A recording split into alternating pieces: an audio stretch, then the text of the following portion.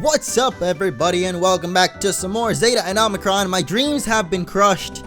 The music is still the same, even here in Tza Town.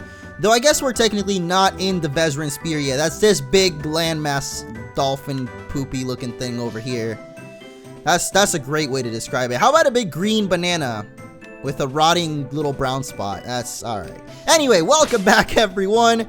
Today, we are going to be heading, hopefully, to Dodgeran Town, which is where the first Sigil Hall is going to be located. I think it is Tobias's Sigil Hall, so, yeah, last time we battled this little kid that was a Wilson fanboy. I thought that maybe he was the Tobias fanboy, but then I remembered that he had normal types, so he was definitely the Wilson fanboy, and apparently he was our stepbrother. He said he was the son of Wilson and Miranda. I don't remember who Miranda is. I know she's one of the gym leaders. She may have been the fire gym leader, but that chick looked kind of young. I don't know. Unless Wilson is also young. Who knows, man? It's Pokemon. They're just little pixel sprites. You can't really tell that much. They're not like super, next-gen graphics details. Even though the next gen is actually now the current gen. I still don't get that. Like, I have a PS4, and apparently when Destiny came out for it, which is like the only game I have for it, I bought a PS4, and now is when I finally have a game for it. People are saying, like, enjoy Destiny on the next gen, but it's like, it's here, so why is it still the next gen if it's already here? Like, shouldn't it be the current gen? I know I've heard this discussion somewhere else, and a lot of people have probably also heard it, but, you know, I don't get it, man. Anyway, regardless of that, yeah, we are in Pokemon, and you can't really tell. I don't remember exactly who it was, but I think that little kid was our stepbrother. That's what the game was trying to tell us.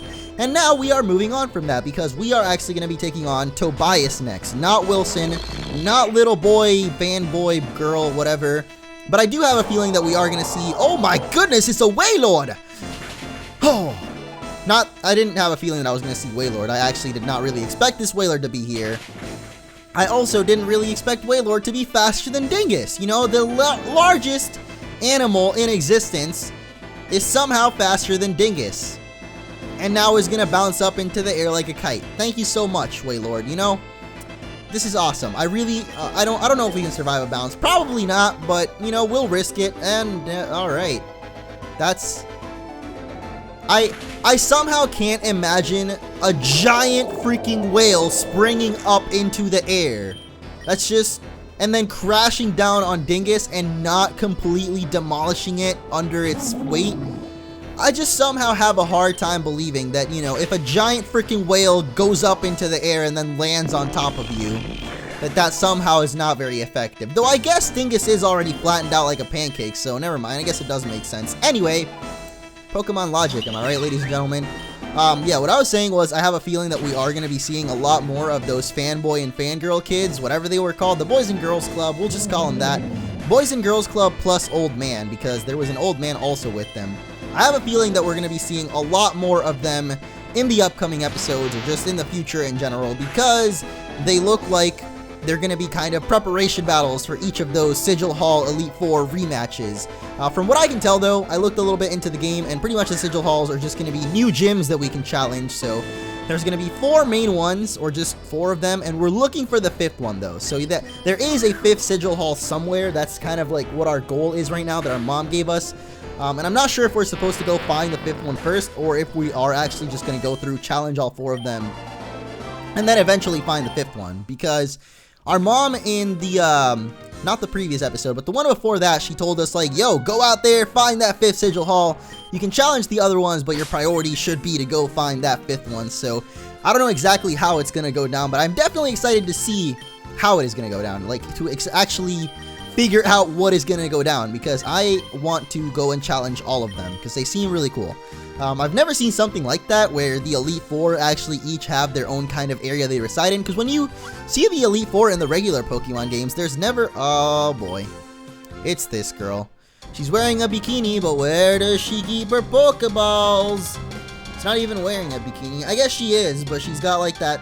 You know, no, you can't do that. You can't just wear a bikini and then have that thing and say the joke, you know? If you're gonna say the joke, you gotta go all out and just wear just the bikini, man. I know there are some girls in Pokemon sprites that don't wear that little... I don't even know what it is. It's like she has little pants. Hey, what's up, Mega Sharpedo? Nah, you're not Mega. You dead, son. Anyway, I don't know. I can't figure out where her Pokeballs would be. There's There's no logical explanation where she's putting them. I have no idea. But yeah. It's kind of cool how in this game, each of the Elite Four have more of a backstory to them. Like, Wilson ended up being your dad. Tobias was the brother of one of the ghost type guys. And that is something I felt was really, really lacking in X and Y. Not just for the Elite Four. Wait, let me think about the Elite Four of X and Y, because I can't even remember them. Oh yeah, the Elite Four of X and Y, man, those guys were just the worst. Like, there was no backstory to them. I mean, they were cool. They had cool Pokemon and whatnot, and they were good battles, but I don't know, man. I think in the upcoming Pokemon games, like, not Omega Ruby Alpha Sapphire, but whatever the next main series Pokemon games that they do, or if they do Pokemon Z, like if they do have that third iteration of X and Y, whatever it might be called, if they do X2 and Y2, that would be kind of dumb, but whatever. If they do that, whatever it might be, they should really give more story to the gym leaders and the Elite Four, because in this game, everyone seemed to have more of a backstory, and this is not like an official Pokemon game or anything, but yeah, I mean, they did it a lot better in previous Pokemon games, so I just don't get why X and Y, that was really, I mean, I really liked X and Y, the graphics and the gameplay, but I think it was really lacking in the story department as far as at least the gym leaders, because I thought the Team Flare story was all really cool. Lysander and AZ, those were really interesting characters, and I really liked them, but I think the gym leaders and the Elite Four were definitely lacking. Like, I can hardly remember the gym leaders right now. Let me think off the top of my head. Alright, in the comments right now, let's play a game. Without looking them up, try and name all of the gym leaders and Elite Four of X and Y in order. I'm going to try and play this with you guys right now. I'm going to go through them in order. First up was Viola. She was bug type. I guess she was kind of cool, mostly because her sister was the chick in the news press. Like, she herself wasn't that interesting, but I mean, I think it was mostly because of the Koro and stuff. Like, I was doing news updates leading up to X and Y, and I knew more about her because she was one of the first ones revealed, but actually, she was one of the ones that had the most story, and she barely had one. Anyway, second was Graham. He was the rock type guy. Now, he barely had a story. Like, he just came up to you, he's like, yo, I like bikes. You like bikes? Come to my gym. Alright, cool, awesome. And then you challenge him, and then you never see him again. Like, in Black and White, I think they did a really good job with that, because all of the gym leaders come together at the very end of the game and all help you out. And I just think in general, those gym leaders, they all had a really cool story. Like, I remember Clay, you did a lot of stuff in his city, and then he had his gym was really cool. I mean, I guess the gyms in X and Y were really cool, aside from some of them. Anyway, third up, gosh, well, I don't even remember the third one. Okay, Karina. She has a story. She was the one with the most story of all of them, and that was because she introduces you to Mega Evolution, and yet still somehow I can barely remember her. She also, she doesn't really introduce you to skating. I think that would have been cool if they made Karina be the one that also introduced you to skating, but they just give you the skates, and then later on, you have a gym where the puzzle kind of revolves around the skates, which I thought was pretty cool. But the character herself, actually, I like Karina probably the most out of all those gym leaders, but now is when we really get tough. Ramos. Freaking Ramos, the fourth gym leader. Who the heck even are you, man? His gym was, like, barely themed. I guess when you get up to his tower, he's got books or something, but I can't even tell. Was he a gardener? Was he a painter? I think he was, like, a painter of some sort, but, like, Ramos, man. Like, once I beat the game and I tried to do it, I was like, what was the fourth gym leader? I don't even remember this guy. Then we get to number 5. See, at this point, okay, that was the little kid in the, I don't even remember his name, and he's in the anime. That shows you that I'm either really bad or they really did not do that great of a job, because I have played through X and Y now maybe like 3 or 4 times, and I honestly cannot remember his name right now. I know it's something with a C, I want to say. See, I was going to say Chorus, but that's the guy from Team Plasma. What is his freaking name? I honestly don't remember his name. I know he's the little kid with the electric type. He turns on the Lumiose Tower, and then that's it. The Prism Tower, I think is what it's called. The tower in the middle of Lumiose City. Yeah, that's about it. I mean, his little sister is probably more memorable than him because she's the one that actually does the gym puzzle and is constantly asking you all the questions and stuff. But then he himself, I can't even remember his name, so I guess we'll just leave it at that. Number 6 was, I want to say it was the Fairy Gym. Her name was Valerie, but I don't know if that was the 6th gym or if that's the 7th gym. I like the Pokeball factory that's in that city, but I didn't like the actual, like, gym. I don't know. I think it was a cool idea, like the dollhouse kind of thing. I honestly don't even know if that is the 6th gym. See, this is bad. Gosh. I can't tell if right now I'm looking bad because I can't remember this or if it's actually the game, so I don't know. We'll see. When I look at the comments and I see if you guys want to play the little game and can mention all of them, you know. Anyway, whether it is or not, the fairy gym, I like the idea of it being a dollhouse and whatnot, but when it came to the actual gym leader, like, she was weird. She had, like, completely black eyes almost, which made her look super creepy, like the girl from The Grudge, no big deal. And then she had, like, fairy wings. I think it would have been cool if they had more of a backstory as to why she's pretending to be a fairy. Like, maybe that's where she, I don't know. They probably do, and I just don't read the dialogue because I'm dumb, but what I'm saying is, outside of their gyms, the gym leaders in this game didn't really do anything. In, X and Y, I mean. But, yeah. 7th was Olympia. She was the psychic one, and, I mean, that one literally had nothing to it. The gym puzzle, again, was pretty cool. How it was, like, a representation of her mind, I think. I don't know. I think it was, like, based on imagination. Like, everything was empty. There were just paths of imagination strands going everywhere. I thought the design was cool. I didn't really get it, I guess, because obviously I can't tell you what it is, but I thought it was kind of cool. Also, where the heck are we going in this game now? Because there are a lot of different islands that we can choose to stop off on, and I am not sure which one we should actually stop off on here. There was one with grass on it. We probably should have stopped off on that one. There was also one with a cave on it. Probably should have stopped off at that one. But now, there is this one with a rock on it. The most interesting rock of them all. Actually, there's quite a few rocks. Anyway, that's the end of the ocean, but the final gym leader of X and Y. What was it? I don't even... Wolfric. Okay, yeah, Wolfric actually did do something a little bit outside of his gym. You actually have to go and find him. He's missing from his gym, and he's at the Pokemon Village, and you can see a little bit of him outside of his gym. Like, he's taking care of those Pokemon in the village. I thought that guy was cool. So, yeah, Wolfric and Karina were really the only ones that I guess even did anything outside of their gyms. So, yeah, aside from that, Ramos by far the worst. I don't know. I mean, he's an old man. He's cute, you know. Old grandpa guys are always kind of cute. Maybe that's just me. I'm a little bit weird, though. Anyway, let's see what this item here is. It is the Toxic Plate. I don't know why this is sitting in the middle of an island, a random island. It's a... Wait, what? A ragged-looking rock, a smooth-looking rock, a sturdy-looking rock, and an ordinary-looking rock. So this is probably where you change the Oxus's forms, considering all of those meteorites, crater things there in the ground. But don't know why the heck the Toxic Plate is here, because the Oxus, as far as I know, is not a toxic-related Pokemon at all, or a poison type or anything, so I'm not sure. This might be where you find the Oxus, though. This island. It looks kind of like it. I'm kind of curious to see what Pokemon are in here, actually. But anyway, moving on, the Elite Four of X and Y. Let's do that. Because, oh, I kind of thought for a second this might be Mirage Island, but then I was like, you know, I don't know. Maybe not. But turns out, why not be Mirage Island, right? Get that one, get that joke. Why not? Why not be Mirage Island? Ha ha. Comedic genius at its finest. Let's catch ourselves a why not. Probably not, though.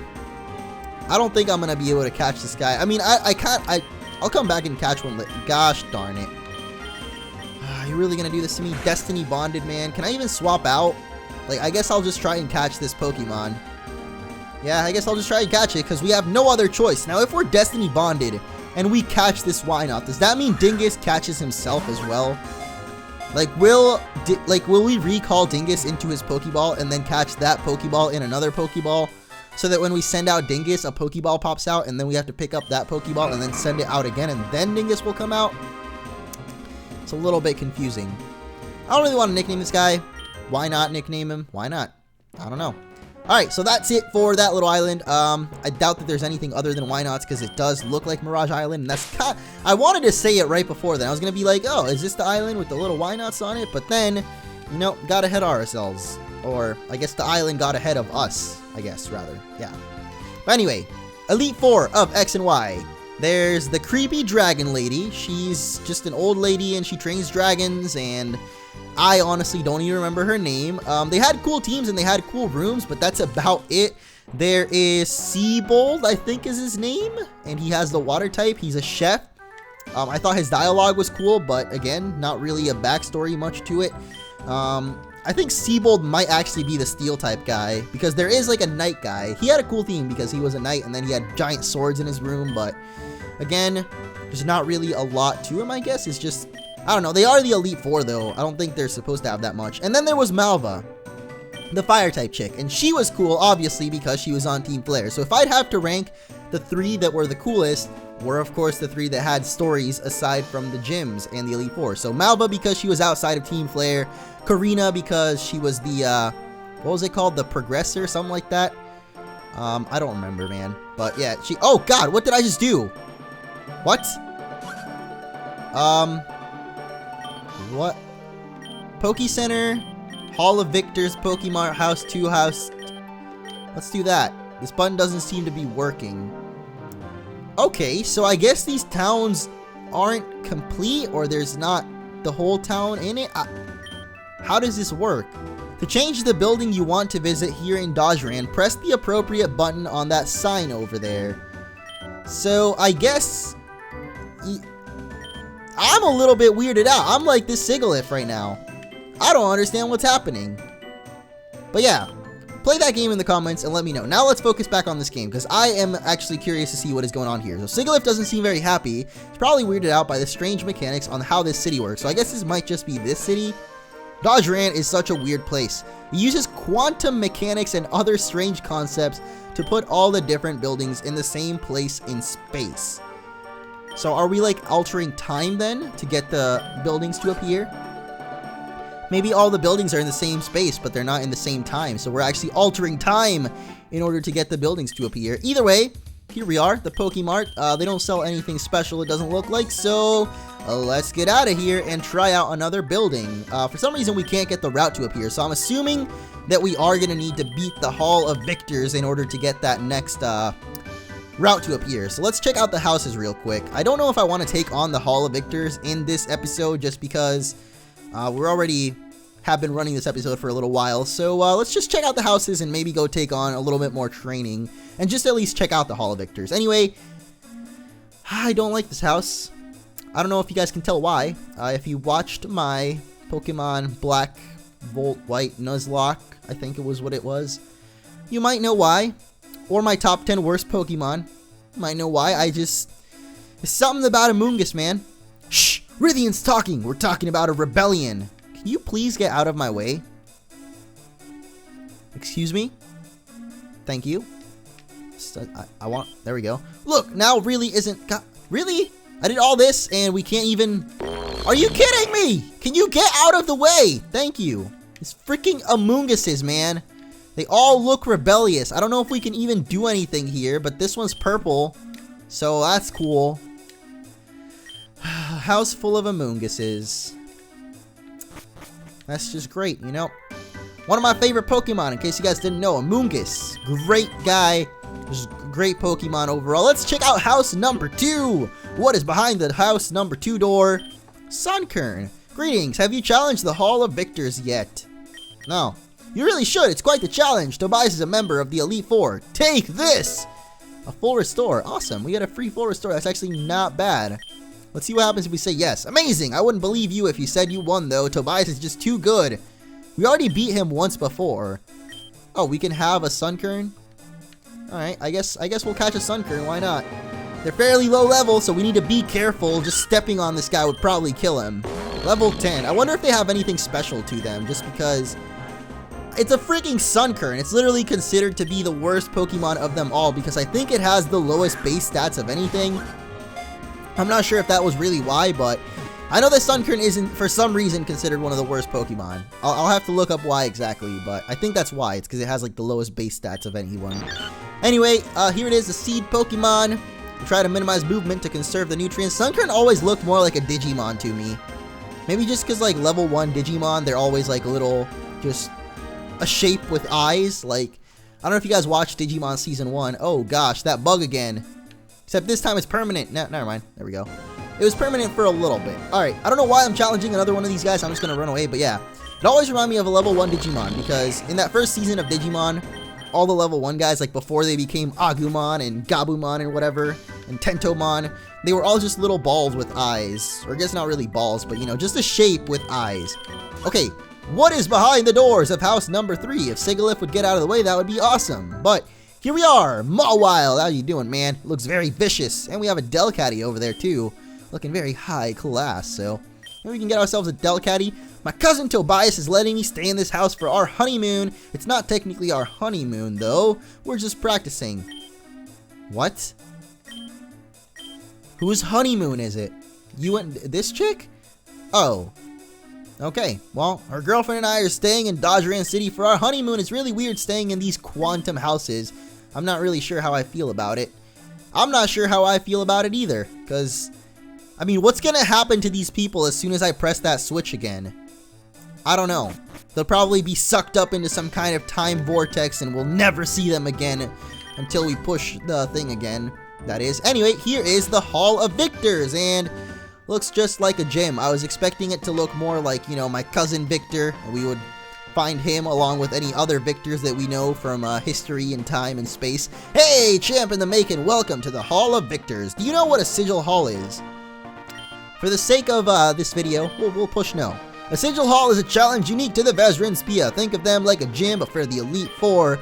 Only those who have defeated the Quasar League can attempt to take one on. This one is important in particular. You should be careful. Tobias uses dark types. You want to steer clear of psychics and ghosts. However, your best bet is to go with fighting and bug types. We don't have any bugs, but we do have fighting. So let's just see how this thing works. Welcome to the Hall of Victors. This is the... Can we... Okay, whatever. We just battle people, it looks like. Okay, well... Fairly straightforward, I guess. I just want to see what levels these guys are at. Level 79 for her first Pokemon. So this might be kind of tough. The first Pokemon that we ever challenge in a Hall of Victors is a Sableye. I was about to say it isn't even a dark type, it's a ghost, but it's ghost and dark. So I guess it is, you know, it's at least dark. Anyway, we are going to be taking this on in the next episode, though I guess since we've already challenged this first trainer here, we will go ahead and take her on, or I guess just defeat her for the purpose of not ending the video in the middle of a battle, because you can't even save the game in the middle of the battle. That's not how Pokemon works, man.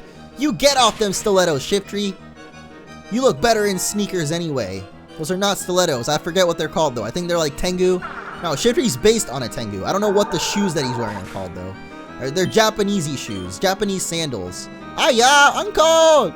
Uncle doesn't even wear those, so I'm just being insensitive right now. Okay, 2 more Pokemon on her.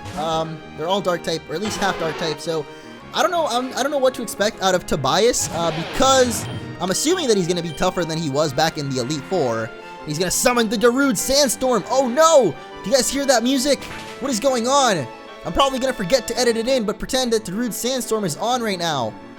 Actually, probably it's not on. Just pretend it's on because I don't know if that song's copyrighted or not.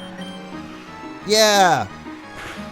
Yeah, what am I doing right now? Okay, but yeah, at least now we know what level these guys are, and they are pretty dang high, so I may just go and do some extra training on all of those trainers that I skipped in the past few routes, and we will come back with our team fully prepared to take on Tobias in the next episode. But that is going to be it for today, so if you guys enjoyed, as always, a like would be appreciated. Be sure to drop that down below, as well as if you wanted to play that game in the comments. I'm guessing a lot of people will know what the gym leaders in Elite Four are called, but I mean, just let me know what you think, because I honestly feel like in X and Y they could have done a better job with the gym leaders in Elite Four, at least making them feel a little bit more important.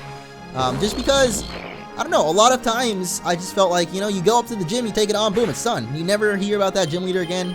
I mean, I guess a lot of games are like that. They have at least 1 or 2 gym leaders that are like that, but in X and Y, all of them kind of felt like that. And at least with Black and White, I guess maybe because the games have been out for longer and I've gotten more emotional ties to it, but I do remember most of the gym leaders, or at least all of them, because they all felt special in my heart. Right in here, guys, right in here. I'm pointing at my heart right now. I'm hitting my chest right now. I'm not actually touching my... God, this hurts. Okay, thank you guys for watching. Next time, Sigil Hall, Tobias, get your cutoff jeans ready.